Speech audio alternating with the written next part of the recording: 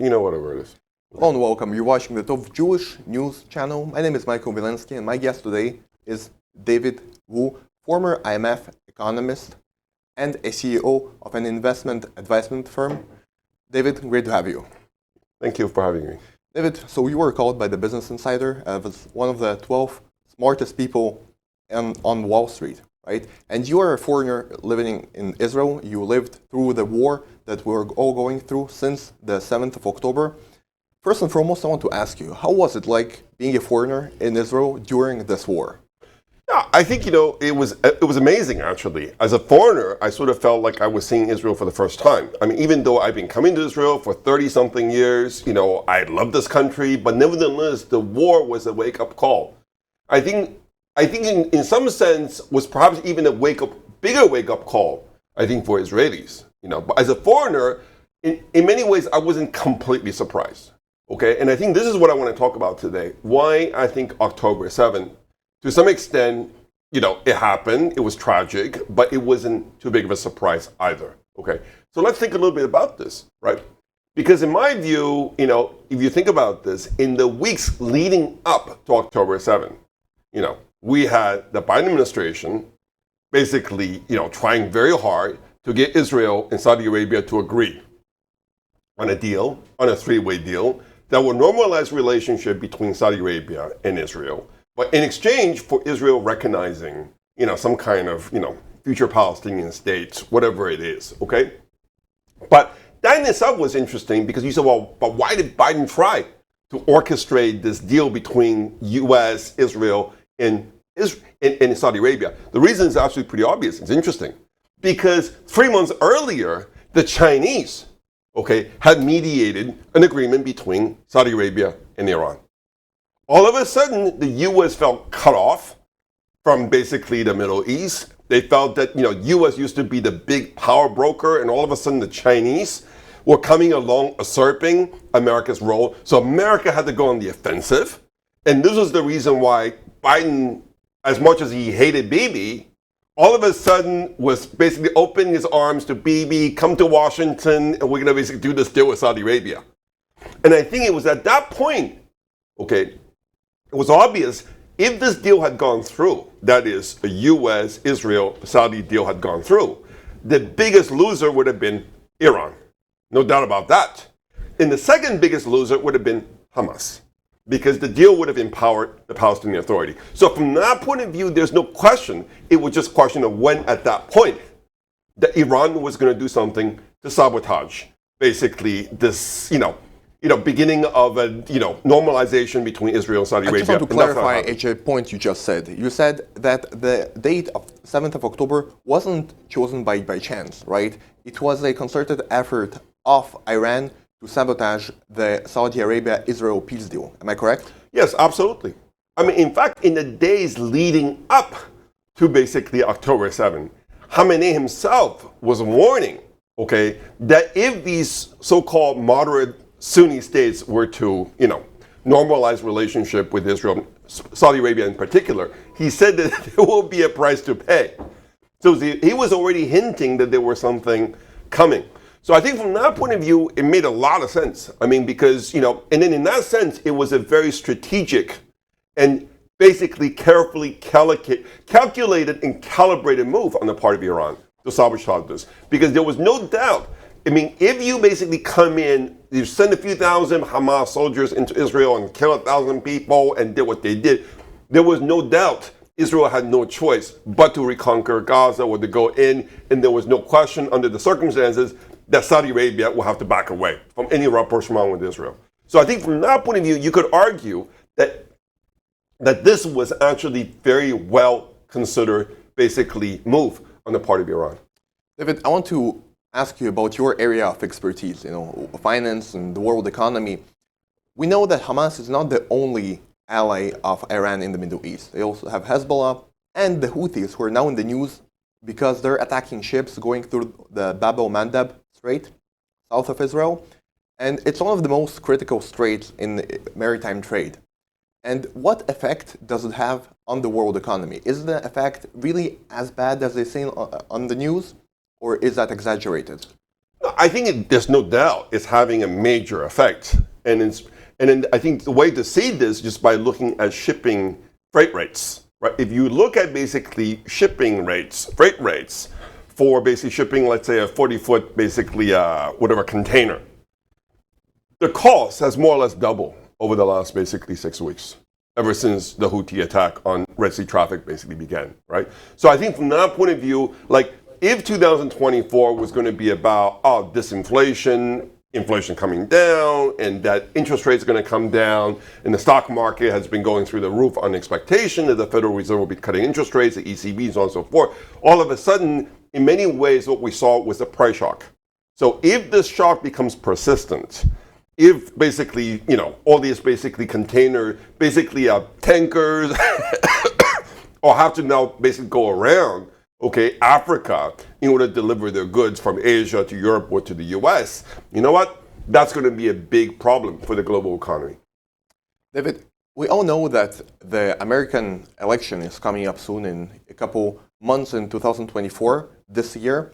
And my question to you is Biden's policy in the Middle East affected by the election? Yeah. And if yes, in what way does it influence his decision-making? Right. I think this is the single most important question, because a lot of people are talking about the U.S. election, and they're thinking about, so who's going to win? Honestly, I know who's going to win, but honestly, who's going to win doesn't really matter at this point, because that's still basically 9 months away. What is far more important is what's going to happen before the election. In particular, what is Biden going to do to salvage, what is otherwise, looks like not even going to be a race that's not even going to be competitive. Because, the starting point of any discussion about 2024 election is the fact that Biden's approval rating right now is around 37%. And in the last 80 years, no U.S. president has ever been reelected with an approval rating less than 40%. So from that point of view, there's no doubt Biden is running from behind. Now, that said, we also know that the reason why he's running from behind is because the economy, hasn't done as well as one might have thought, given that GDP growth has been pretty strong over the last basically 2 years. The reason why most Americans don't feel that they're better off since Biden becoming president is because, inflation has been generally averaging, basically at a higher rate than wage growth. So vast majority of Americans, their real purchasing power in terms of their income is actually lower now than it was at the start of the Biden presidency. And this is why Biden knows he needs the economy to work for him if he has any shot to basically catching up with Trump. Now, this is where it matters. So based on that, you said, fine. So what does Biden have to do to get the economy going in 2024? Well, there's one big problem that he's having right now, which is the fact that Democrats no longer control U.S. Congress, right? They only control the Senate, but not the House. And let me tell you this, the House is determined to make sure that Biden does not avail himself of any more easy stimulus, to get the economy going, right? Because the Republicans ultimately, they want to help themselves and not help basically Biden. So Biden is not going to get any help on the fiscal side. So the only thing Biden can possibly look forward to is if the Federal Reserve starts cutting interest rates, monetary easing. But the Federal Reserve right now, the thing is this, that Jerome Powell, basically the chairman of the Federal Reserve, is not Janet Yellen. Janet Yellen was a dove, and Janet Yellen was a Democrat. I think Powell is more of a middling, Republican. He may not be a Trump supporter, but definitely he does not want to put the independence of the Federal Reserve on the table going to this election, because he understands what is at stake here. This is the most important, the most contentious election in 100 years. He does not want to basically be seen as casting the most decisive vote in this election. Now, this is the reason why Biden knows, in order to get Powell to start cutting interest rates, he needs to basically give Powell a perfect excuse to lower interest rates. And the best excuse he could possibly give him is basically a collapse in the oil price. And that's what Biden has been working towards. I mean, I'm not talking about Biden personally, but everybody around him. That's what they've been working towards the last 12 months, which is trying to bring down oil price so as to bring down inflation, and then they can basically get the Federal Reserve to cut interest rates. And they've done a whole bunch of things to bring down oil price. One of which, of course, happened last October. Biden basically announced that they will be easing sanctions on Venezuela. Another dictatorship, but apparently there's dictatorship and there's dictatorship. If you're basically oil producing dictatorship, Biden might just basically cut you some slack. So that's one thing that they did. But the single most important thing that Biden did over the last basically 15 months was the fact that they stopped enforcing the existing sanctions on Iranian oil export. You have to understand, basically as late as 2022, Iran was producing less than 200,000 barrels of oil per day. I'm talking about exporting. That's like nothing. That was basically the result of very tough sanctions imposed by the US under basically Trump. Now, Biden couldn't overturn these sanctions, but he simply stopped enforcing them. And as a result, Iranian oil export jumped by almost 1 million barrels per day over the last 12 months. Let me tell you that is worth at least $15 per barrel of oil. Okay? If the Iranian oil export were to disappear tomorrow, for example, oil price would be back at $100 a barrel, like overnight, by the way. So from that point of view, this is the most important thing, which is the fact, what we need to understand is this, that Biden to get reelected, he's being prepared to basically let Iran basically export more oil in order to drive down oil price. Now, however, this is now being used against him by Iran. Right? Because Iran now knows, okay, well, listen, there's going to be election in November. Biden is running from behind. He needs low oil price, which means that Biden does not want a regional war.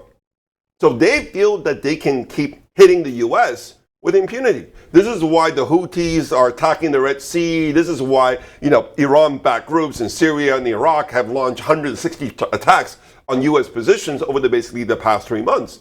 It's because Iran is absolutely convinced that Biden cannot afford a regional war. And so far, they've been absolutely right. I mean, this is why the U.S. finally attacked the Iranian-backed groups in Syria and in Iraq basically last week. But a whole week before that, senior Iranian Revolutionary Guards were being pulled out of those countries to get out of the harm's way. Because presumably the Americans told them, oh, we're going to bomb these places, you better get your people out. Because clearly Biden does not want to go to war with Iran. So from that point of view, this is the most important thing to understand, which is this is why Iran is holding Biden hostage. And by holding Biden hostage, Iran has got the upper hand over Israel right now.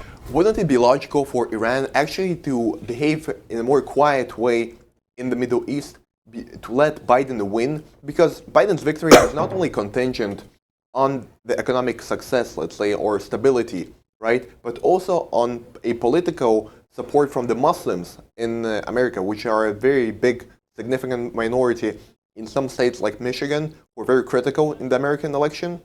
So wouldn't it be more logical for Iran, Houthis, and other allies and proxies of Iran to behave in a more quiet way? No, I think, listen, again, we're 9 months before the election. Sure, I think, it's fair to assume that Iran does not want Trump to get reelected because Trump would be a disaster for Iran, okay? So from that point of view, I think when push comes to shove, if Iran has to choose between Trump and Biden, they'll choose basically Biden any day. But we're still only 9 months away from the election. It's too early for them to throw basically Biden a bone. And by the way, they cannot even be certain that basically by not doing what they're doing right now, somehow it's going to for sure guarantee that Biden is going to get reelected. So I think from that point of view, there is the strategy now versus there's a strategy for Iran, let's just say 6 months down the road. Right now, I think it makes total sense, strategically speaking, for Iran to squeeze the U.S. as hard as it can. And also because right now, what they want, ultimately what Iran wants more than anything else, is to defeat Israel. I mean, in a decisive fashion. Now, I'm not talking about to wipe out Israel, to whatever it is. If Iran can basically somehow get Biden to agree to, let's say, for example, recognize, the Palestinian state without Israeli consent, Iran would immediately declare that as a huge victory. If any ceasefire happened without Sinwar being basically, let's say, taken down, or that Israel having to basically retreat because of U.S. pressure, that would be seen as a huge victory for Iran. Because what Iran cares more than anything else is this rivalry with the Sunni states like Saudi Arabia. Iran wants to be seen in the region as the champion of the downtrodden, the champion of the oppressed. So from that point of view, Iran now has an amazing PR opportunity. I would argue up to now, from October 7th up to now, Iran has literally executed every step of the way perfectly. They have not made one false move, including the fact that actually, like the Houthis basically launched more attack this week. But what I'm saying is that they understand. I mean, this is why it's a very clever thing. And this basically begs the question, like, who in Israel understands this better than Bibi? Okay. David, so you also have your YouTube channel and you make predictions about the future, right? Yeah. I want to not analyze the future, but to look at an alternative reality where in 2020 Donald Trump would win the election and that he would be the president now in the United States. How would our region, how would the Middle East look right now under Trump compared to how it's looking now under Biden? Right. I think, first of all, I think what your audience needs to know is that, it's very funny because as much as Trump has been accused of being an anti-Semite and so on and so forth, there's nothing anti-Semitic about Trump. I mean, actually, if you think about this, like, the guy is the first U.S. president to raise 3 Orthodox grandchildren, right? I mean, basically in the White House. I mean, just crazy. But Trump definitely has a very, very, in fact, actually, if you think about this, right?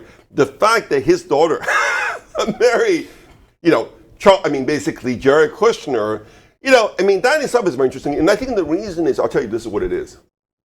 Trump came from a real estate family. By the way, in the 80s, when you were like in real estate, the WASPs don't go into real estate. They go into banking. They go into a lot of different things. They're going to go to real estate. The Jews were in real estate. And Donald Trump was in real estate, especially low housing real estate. And I think this is the reason why, let me tell you this, Trump was never invited to the big parties in the Hamptons or Park Avenue. He was not mingling with the sort of the white elite, if you like, in the 80s and 90s. I know a little bit about that because I went to boarding school in America back in those days with some very rich people in America. But the point here is this: Trump always felt more comfortable with the Jews. And this is why, like, I know somebody, for example, who went to actually the wedding of basically, Ivana Trump and Jared Kushner. Apparently, they were all mainly Orthodox Jews at the wedding, whatever it is. Okay, so I think this is what you need to understand. I've always felt like Trump basically was creating all these golf courses because he was looking for people to play golf with. He's not someone with lots of friends. He's someone very family-oriented. Now, if you look at Trump's approach to the Middle East, let me tell you a little bit of story here. The most important story, and again, one day somebody has to basically write this thing down. Let me tell you this. What people actually is funny? People forget. I don't know, even in Israel, people remember. Like, which was the very first country that Trump visited upon becoming president? Do you remember that? Israel. It was one of the first countries. Was Saudi Arabia. Now, which is amazing because, Trump was like, people say all sorts of things about Trump, that kind of thing. He's a racist, whatever it is. The first country he visited was Saudi Arabia. And one of the reasons was because, guess what? Shortly after Trump got elected, this is before he was even sworn in, the Saudis were desperate to get an introduction to Trump because the Saudis had really struggled under Obama, right? I don't have to tell you, Obama was anti-Sunni. Obama was all basically pro-Iran, yeah. Pro-Muslim Brotherhood, pro-Turkey, and so on and so forth. So from that point of view, the Saudis got very excited after Trump got elected, except, they didn't know Trump. They need an introduction. And so to make a long story short, someone I knew made an introduction, and, Mohammed bin Salman met Jared Kushner.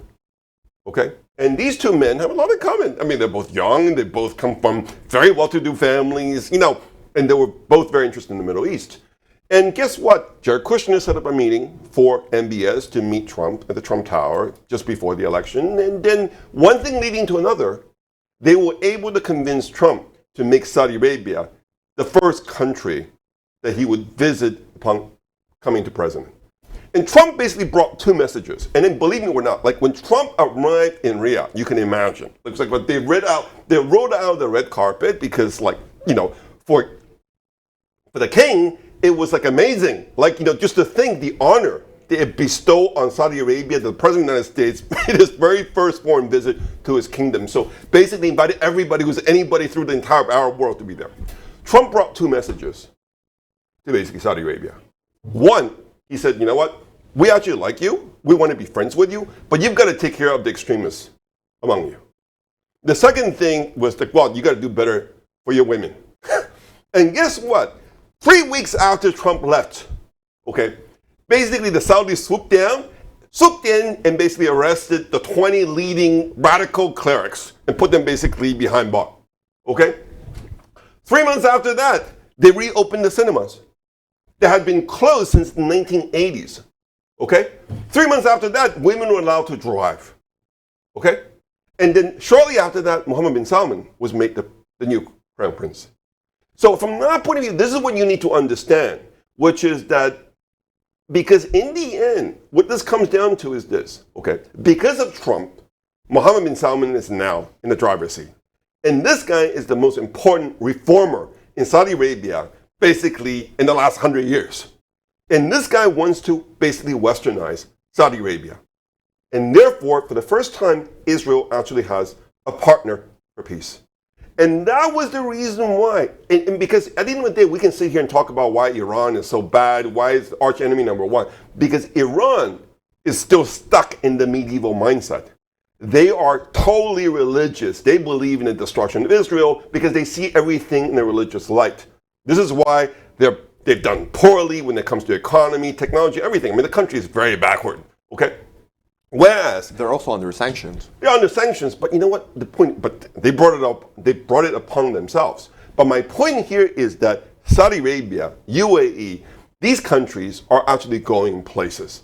And I think from that point of view, Trump's vision was that, well, you know, listen, it makes a lot of sense that these countries, their enemy is Iran. Israel's enemy is Iran. It's basically Iran because they want to basically, you know, they want to develop a nuclear weapon, which will basically set up a whole arms race. Why don't we get them to basically talk to each other?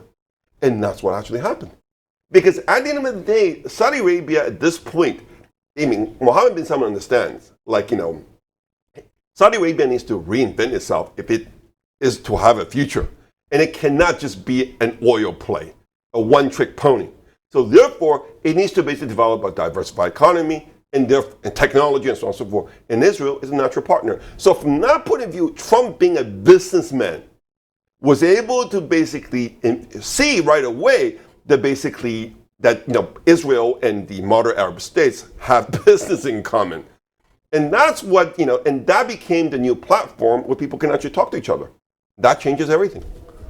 David, unfortunately, we're running out of time. Yes. We have to finish our interview. Yes. We'll do another interview on the geopolitical future of Israel. But for now, I want to say thank you for sharing your wisdom and your insight into American politics and into the world politics. It's been a pleasure. I want to also thank all of our viewers that saw this interview. Please don't forget to subscribe to us on all our social media platforms and here on YouTube. Thank you again. Have a great day.